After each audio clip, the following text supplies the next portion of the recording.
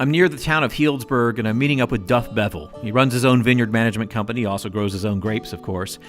Interesting thing, he's a first-generation Sonoma farmer. He moved here in the 70s from Los Angeles, never went home again.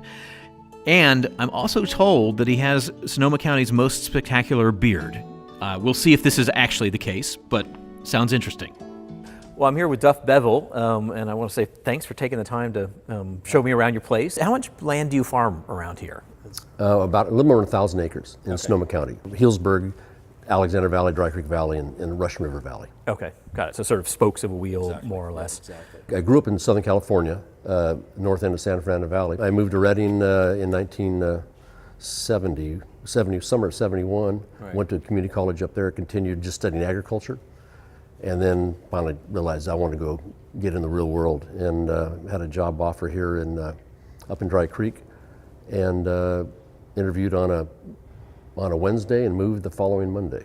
Wow. What was Healdsburg in this area like in '73? It was an ag town. There was actually a lot of boarded up shops in Healdsburg at the time. Right. So it was a literally farming town. It was a farming town. Not a fancy hotel town. Yeah, it had one movie theater, and that was what it was. It was just a convenience town for all the local farming activities around here, which had been for decades and decades. Did you move here specifically to grow grapes, or just to farm? No, I just wanted to be a farmer. It was a job opportunity I had. I couldn't have named you any grape variety. So then when did you go out on your own? In '77, I left and I went out and bought a tractor. Right. And started, had no employees at the time, so I started It's a manned tractor and So it started, and I drove the tractor initially, and then finally got a couple people working for me. I guess it gets to that sort of thing about sustainability, which is that it actually is practical. But everything that we farm and manage, we include in the sustainability program. So our company, as like an umbrella, right, captures all the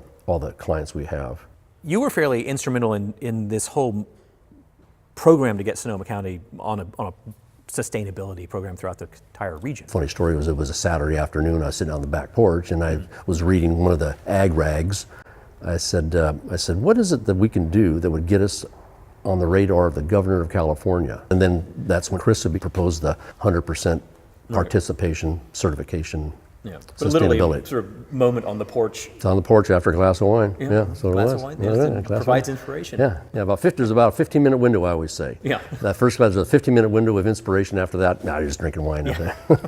So did the governor actually take notice in the end? He did. We were awarded the highest environmental leadership award given in California. That's amazing. So I'm kind of curious, has there been any, reaction to this or outcome of getting awards like that? Well, now we're getting people reaching out to us who represent other countries like France, and they're reaching out and asking for coaching on how did you do this? How did you do this? How did you get do people this? to? Yeah. And we traveled around the world to share our experiences and on how we're doing this. So it was great hanging out with Duff Bevill, especially hanging out next to that big red truck of his. This is the guy who helped kind of push a lot of other people towards sustainability in Sonoma County. Also, the guy does have a really spectacular beard.